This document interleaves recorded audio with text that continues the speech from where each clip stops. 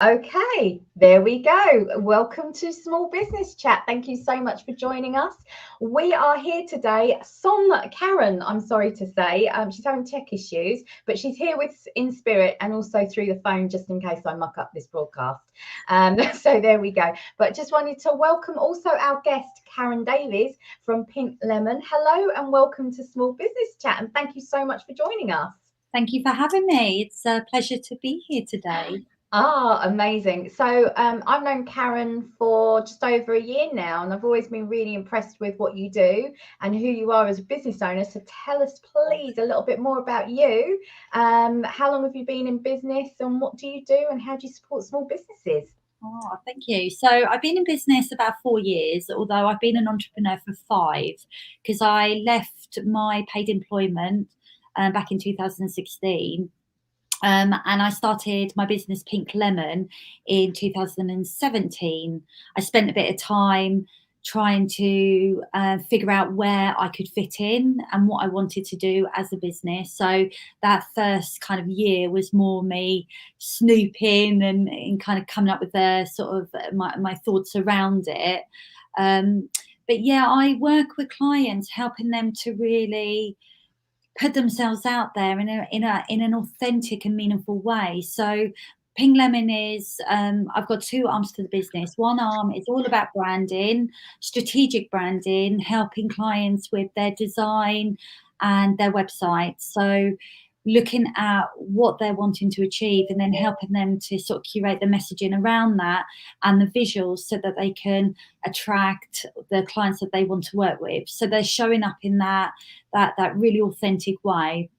And then the other side of my business is helping entrepreneurs create digital products like digital courses.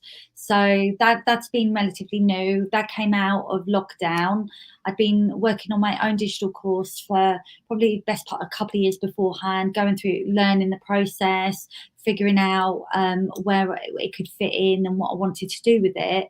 And then it was just through opportunity that arose through lockdown that I decided to bring it into the business and start working with clients on that. So that's been really successful, and that's taken off really well, which I'm pleased about. No, amazing. And you've been doing so much work behind the scenes, and you're not like anybody else that I've seen that just does a digital course and it's launching. There's been so much behind it in terms of testing. And I Yeah. think that's testament to your extensive skill set, because when I know you, I think, there's the graphic design, there's the branding, like, you've done so much, haven't Yeah. you? Yeah, I'm a true creative. Like that's how I see myself. I'm a creator. So whether it's creating a website or creating an identity or creating a digital course or material around that, it really doesn't matter to me. Like the tech is just part of it, but it's creating. I'm in my flow when I'm creating things that I know will have a positive impact on other people. And I think when I look back at creating Pink Lemon, I had this real vision that I wanted to make a difference to small business owners and entrepreneurs who were looking to create something for themselves. And I love the fact that I could use my skills to really elevate them. Um, so yeah, I like the whole digital course thing is just like a natural evolvement, I think, of what I've been doing. But yeah, I'm one of these that I'm fully immersed in. Like, it's just who I am, really. So Yeah, yeah. absolutely. And you thrive in it, you love it. You're award winning. Congratulations on your recent award win. Yes. It was, tell us a little bit about that. So it's the Ken Women in Business. So every year they have an award ceremony, and it's targeted at female entrepreneurs who predominantly run their own businesses. And you need to be nominated. So this year I was nominated by 2 clients, which I was really grateful for. And then you get I guess you get shortlisted to attend the awards evening. Yeah. So I was in 2 categories this year. I did want to be in the digital, but there wasn't enough there wasn't enough sort of entries, so that didn't go ahead. But the one I wanted was Creative Business of the Year, and I'd attended. So it was my third time attending. So the first year I got finalist. Then just before we went into lockdown, I got runner up, and then this year, obviously, I've won it. So I'm really pleased. I really wanted it this year. I was like, please, please. Congratulations, so well deserved. Thank you. And just going back to sort of like the creator side of what you do as well, I've seen so many course creators out there, and yeah, and we've had this conversation. This is why I wanted to really bring you on here, because there's always somebody that's saying, oh, it's so easy, just, you know, throw up a course, you know, throw out a product, digitalize. And it's really important, I think, to diversify. As we've seen through this pandemic, I think it's really highlighted it. Yeah. If you weren't aware about it before, about diversifying the portfolio, Yeah. I think anyone can do it, really. There's always something that you can do. Do you think? Yeah, I think so. I think the opportunity now with the internet is amazing.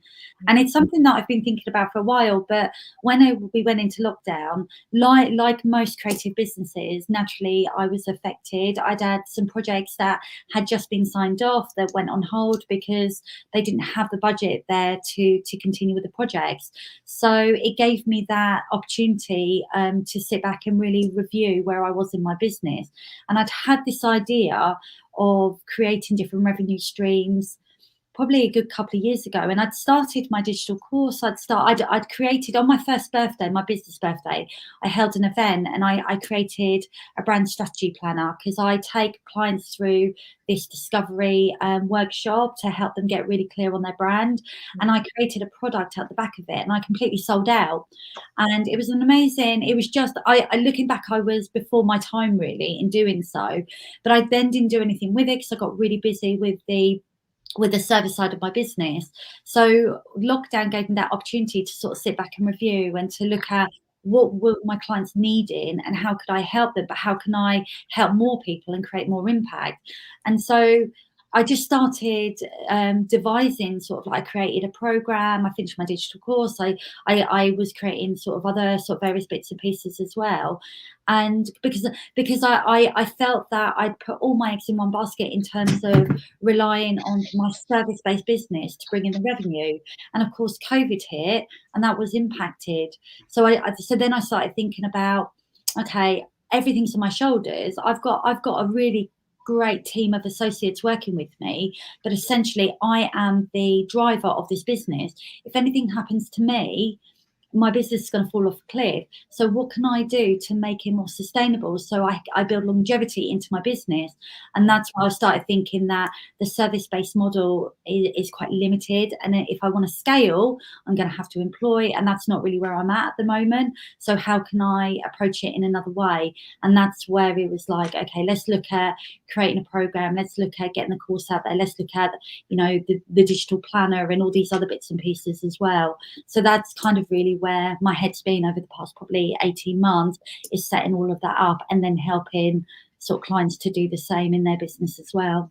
And you've had the experiences, you've been on the courses themselves, like you've learned from the greats, as it were. And, you know, like what most people will do is learn from them and then create their own course and then help others. What I love about this model is that you get to help more people than you possibly would do on a service level of one-to-one.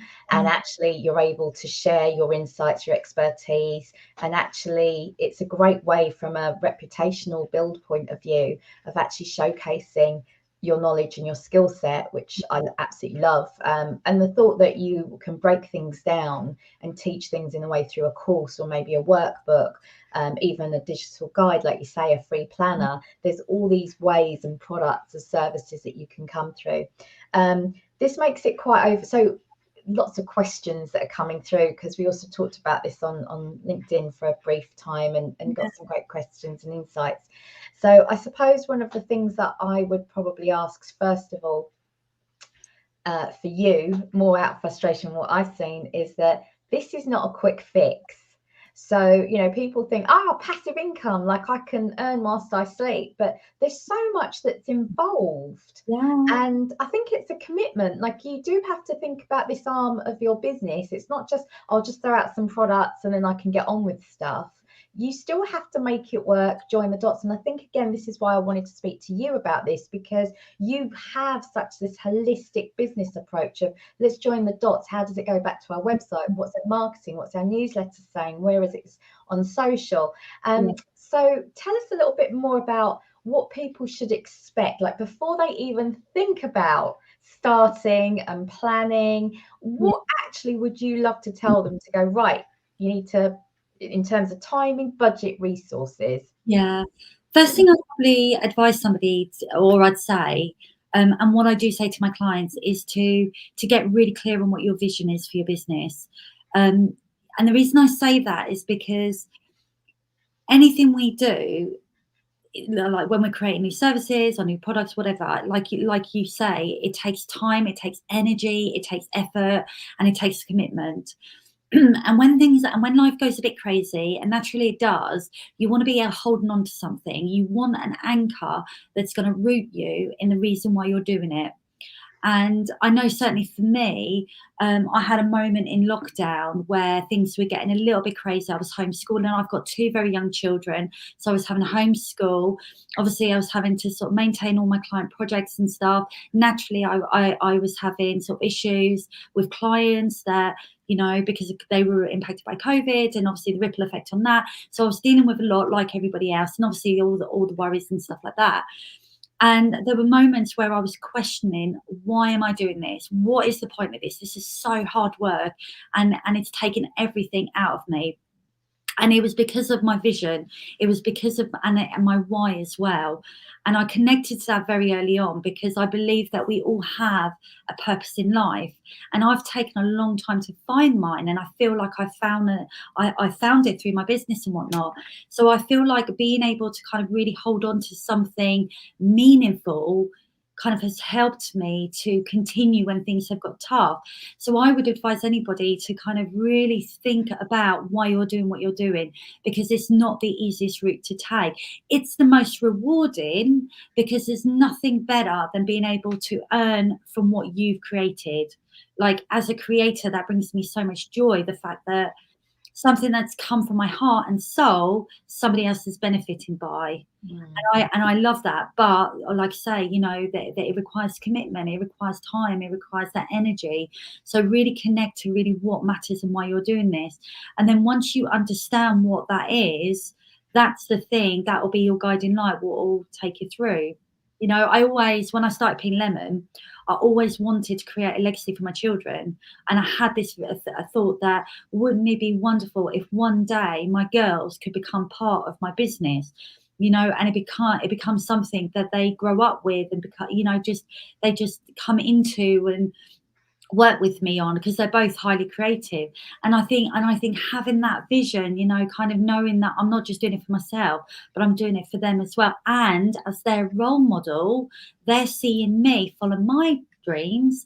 So it's going to help them to understand that they can follow their dreams as well. So that's a huge thing to be able to hold on to and work with. So at those times, you know, those low points where you literally are questioning whether you're the person to be doing this, it's like, no, I've got to, because I've got two young girls that are looking at me and watching me build this thing, and they're really proud of me and they're interested, and I know at the right time they will want to be a part of it all the more. And so it's just that little oomph that, you know, you get from having that kind of you know, those kind of thoughts. So yeah, getting right on the vision is really important. Understanding.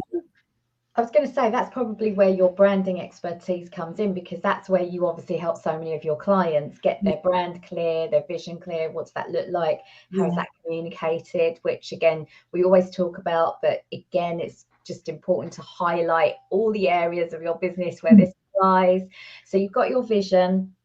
One of the questions that I'm helping Karen here with her voice, as in Karen Black, our friend, she asked this question, and this is a really good one. So you sit there and go, right, I've got my vision, I want to help people. Like, how do you start even coming about with an idea? Like, how do you qualify it? Because it's great that we have ideas, and this is what I've seen a lot of people do. They've gone and created the course, they've launched it, and then it's like crickets. And I think it was Lisa Johnson. I'll always remember, and I've said this so many times, and hats off to her. This is where the respect comes in. She turned around, she said it took me 6 rounds. Like, she was really brutally honest. So I realised, wow, that's a lot of investment and of time and resources, but there's a reality to it as well. So let's step back a bit. How do you even come up with like an idea? So for me, my clients have kind of led the way, because I get a huge amount of insight by working with my clients. Because we do this amazing discovery session, I get to understand what they're about and their fears, and then the mindset that they're in, and what's holding them back. And I get to help them along this journey. They're kind of, even before they're looking at sort of what visuals they're going to start putting towards their business, we're digging deep. We're getting to the heart and soul of who they are, and we're starting with them, and then we work out from there. So it's a bit like a, sort of unpeeling of an onion. So that's given me a huge amount of insight. So when it came to me doing my courses, obviously I had my idea, and then I went through a round of validating, because of course I'm not looking to work with my clients, because my clients are going to work with me on a one-to-one. I'm looking to widen my audience and to work with people that maybe don't have a budget to invest in a brand studio to do their branding. So the idea came for me from what I do naturally, and then I put it out for validation. So I did the research, and I got the kind of, not the rubber stamp, but I put it out, and I got feedback from different audiences that I have access to. So, and I got some really brilliant insight as well. I mean, my first course was all going to be about color, and somebody dismissed it and said, "Oh, brand comes before color and all of this." And I thought, right, okay, I'm going to put it out, I'm going to find out. And I got some amazing feedback. And actually what it turned out was that people did want a course on color and stuff, but I didn't go that way. But it kind of, somebody's comment could have stopped me from proceeding with an idea. So you're absolutely right. Validating your idea is really important, and I would recommend that before you even start creating anything. But when it comes to coming up with your idea, it's connecting to the thing that brings you the most joy. That's the thing that I best describe it. What could you literally talk about non-stop for hours and hours and hours, and bore the living daylights out of people for? What is the thing that you just feel so passionate about that you could teach somebody? And kind of starting from that place. They call it the zone of genius, isn't it? Where you're kind of meeting the thing that you are really passionate about, to your client's needs, to what the problem you're solving, and then and then the answers in the middle. It's like the sweet spot where it all comes together. So it's kind of finding something like that you really wholeheartedly believe in, and then validating it. So understanding who your audience is going to be for that course, and then reaching out to them to validate your idea. So whether there's a Facebook group, whether they're on LinkedIn, whether they're on Twitter, they might be down the community centre. It doesn't matter. It's just having conversations with your target audience and getting some insights as to whether it's something that they would be interested in, and also looking at what exists already. Because if there are courses that do exist, then that is a validation as well, because they're obviously it's the fact that there is courses that are out there means that there's market demand. So taking that time and doing that research is important. And also not to be put off, because I think a lot of people feel nervous about putting something out there, and like you say, they could have had one negative comment, which is really sad if you're going to feel that that's going to stop you from producing something that would benefit many more people. But equally, if you're, I know I looked at this a lot with like PR related sort of contact, and and at the beginning, and I was just like, oh, everyone's doing this one, and actually, just by stopping, looking in, and go, well, what is it that I offer that a normal, what do my clients say, that how do I work differently? It adds a different dimension to it, for one. And I totally agree with you in the sense of asking your clients. I'm the same as you. When I started my business, I honestly put my hands up and I went, I have no idea what's going to happen here. I'm just going to try and listen to my clients and see what's the best way of working with them.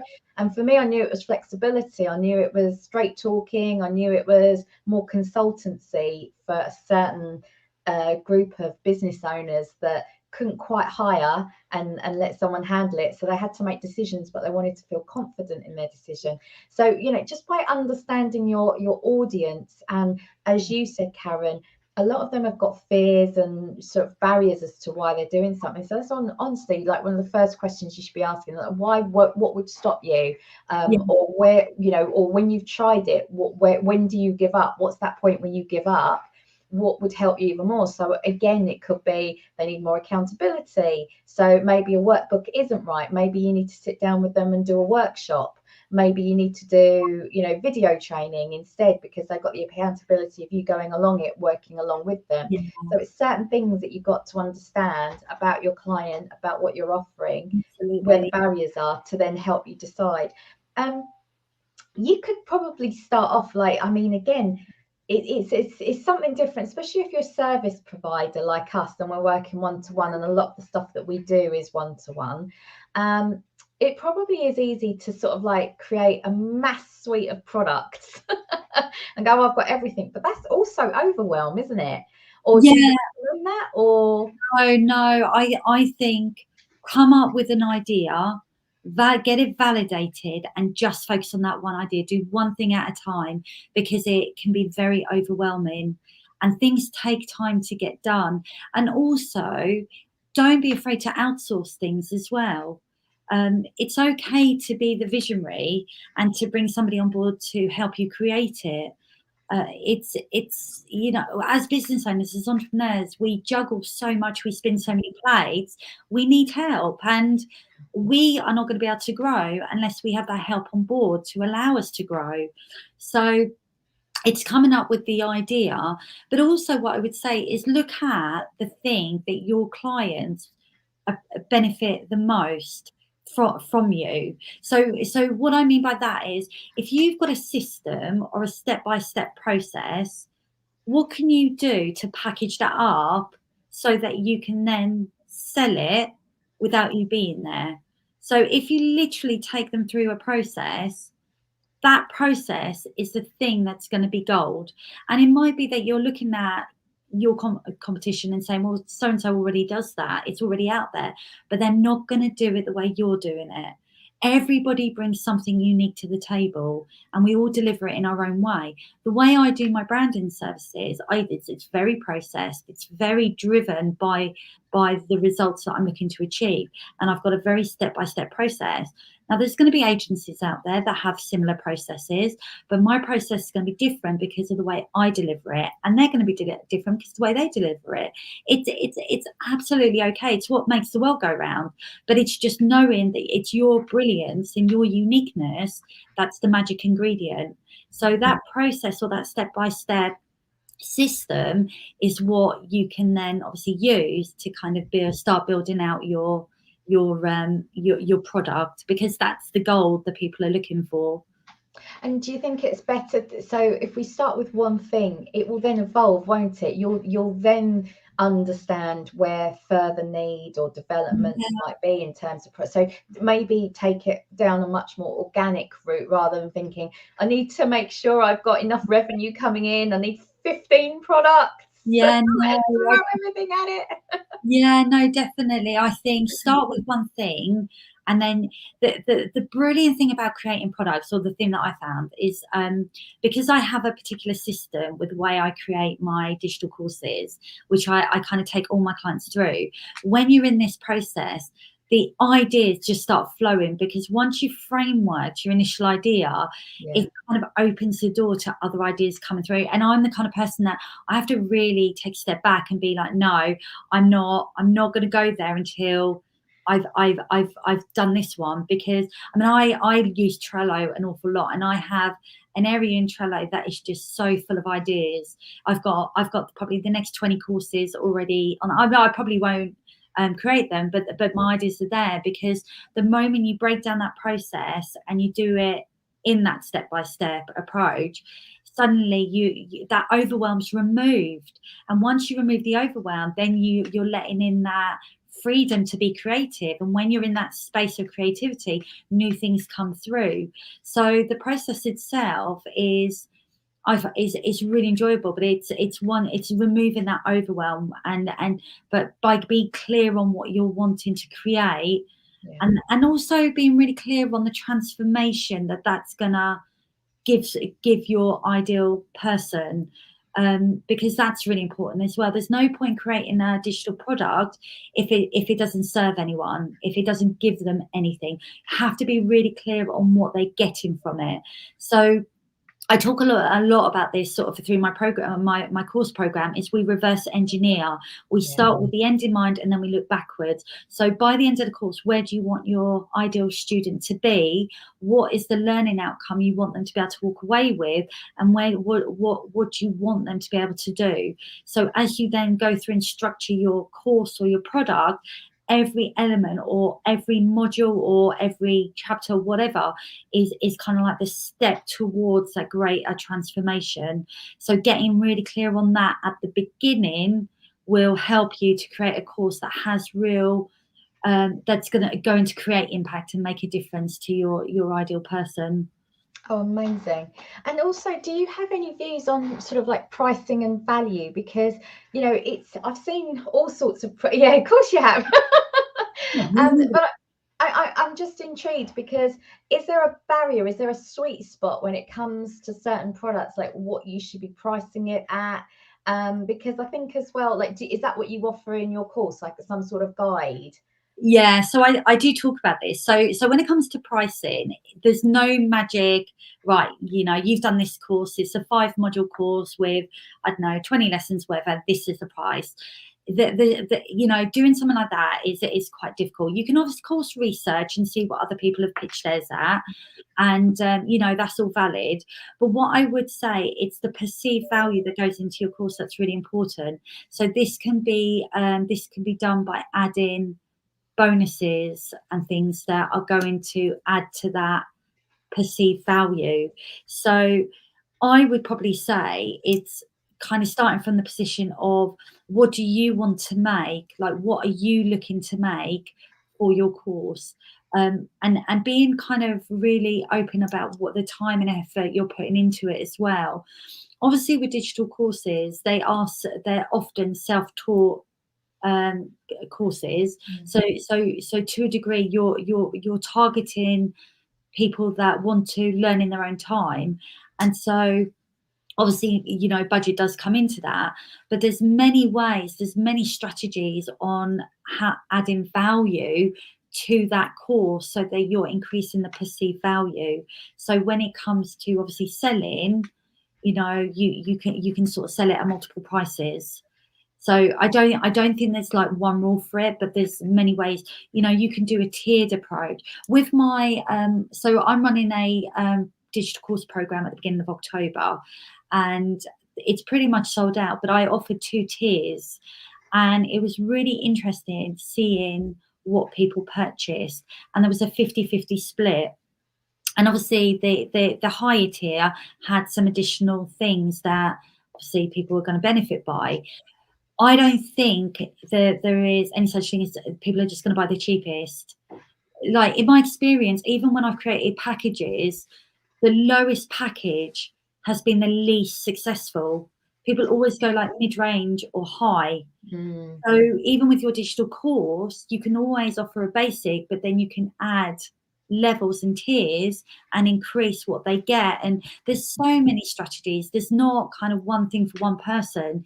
It literally comes down to, what do you want to make? What are your financial goals? What are your aspirations? What do you want? How do you want to help people? And how best can you do that? And then let's look at what you've got, and let's work out the pricing for that. I think that's probably the best way. It's really difficult to. Yeah, but that's great that there's flexibility. And I think, like you say, it isn't just scratching our heads coming up with one figure in the air. It's actually, and also I think, and we're terrible at this, especially if we're in the services industry, we really don't tout ourselves enough. And shout out for ourselves. You may think that your power hour call, is just you being friendly, and it's the get to know, like, and trust factor. That's fine in an introduction, but if you're doing a power hour and you've got someone's sort of information in front of you, and it's much more focused and it's laser sharp in terms of advice, you need to charge for that. You need to add that in there. And if that's what you're adding alongside that course, or even that, that's, that work, but whatever it may be, you're absolutely right. You've got to add those things in there. And like you say, the tiers make it even more accessible, available to your knowledge and your expertise. So I love that. Oh my God, I'm just looking at the time thinking, oh, there's so much I want to ask you still. So the other thing, the big thing for me, maybe from the PR comm side of it, as you are as well. So again, this is another feather to your bow. Promoting these things, because again, I see a lot of people that have never done anything in terms of profile building, suddenly try and launch a course, and they wonder why they've got crickets. And is that, again, I'd love to hear your thoughts on that, because again, that's something that the good course creators that I've seen are really honest about it and say, no, always have your, like, even when you're building or trying to think about your digitalization suite of services, you should be building your, start before. Definitely. What do you think? I agree. I think building an email list is really important. I mean, from very early on, I was creating freebies. I have the ultimate branding checklist, which I'm always getting downloads for that, and in return, obviously, you get those sign-ups to your email. I've created multiple email, like say, freebies over the time. So that's been something that I've actively done in the background, and also being able to clients as well, haven't you? You've done it not only for yourself but for your clients. And stuff. Absolutely. So it's definitely an important strategy to make sure that you're kind of rolling out, because you're absolutely right. It's one thing having the product, but you equally need the audience to kind of be able to offer it to. So I think it's important to understand that it's like anything, whether you're doing branding, websites, whatever. Nothing's ever done in isolation. There needs to be strategy around it. And I know when I created my digital course program, like, just creating a digital course was not enough, because it's like, I can get you to create a product, that's fine. What are you going to do with it? If you don't know how to launch and market it, you're gonna really struggle. So the whole kind of strategy behind building up your visibility, building up your profile, making sure that you're being consistent in what you're putting out there, getting your content marketing strategy in place, and being really intentional with what you're doing, that's going to help you. So when it comes to your launch time, you're not launching to no one. You've figured it out in advance. You know what your trigger events are going to be. You know what your pre-launch material is going to be. You've got it covered. So, but at the start, you're equally building up that email list. You're thinking about high value content that you can send out to your audience that they're going to love, and that's going to represent you and what you have to offer in the best light. And I think from day dot, even when you're thinking about it in terms of what product can I create, thinking equally about the supportive material is just as important, because that's the thing that's going to bring them into your funnel and be able to kind of help them to get to know you and build that know, like, and trust. And you've got that warm audience to sell to, rather than cold and, like, a lot of people just go, I'll just use Facebook ads. And, again, there's a process with Facebook ads to go from cold to warm audience. But again, you've already built that relationship with them, that trust is there. And it's just an easier way to convert, really, because they're already listening to what you've got to say, and it's a way of accessing you if they're not quite ready to hire from you. So I love it. I think absolutely, again, preaching to the converted for sure. And what we say a lot is that, you know, don't think that you have to wait for something. If we're going back to your branding, you should at least be communicating your core brand values and what you want as a brand, you know, in terms of your vision, your purpose, your mission, you know, and your customers' pain points. And even if you're doing it at that point whilst you're trying to think of the products, still please be proactive in that sense. Oh, so much more.